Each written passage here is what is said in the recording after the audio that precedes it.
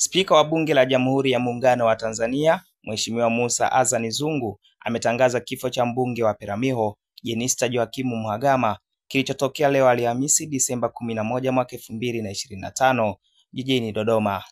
Nikinukuu taarifa ya Spika wa Bunge inasema, kwa masikitiko makubwa naomba kutangaza kifo cha mbunge wa Peramiho, Mheshimiwa Jenista Mhagama kilichotokea leo Disemba 11 mwaka 2025 jijini Dodoma.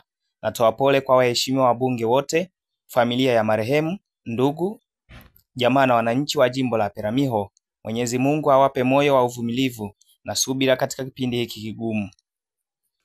Kwa mujibu wa taarifa hiyo, ofisi ya Bunge inashirikiana na familia ya marehemu kuratibu taratibu za mazishi na taarifa zaidi zitatolewa kadiri mipango itakavyokamilika. Mwenyezi Mungu ailaze roho ya marehemu mahala pema peponi. Amina. Yohana Mashauri, Open Online Media.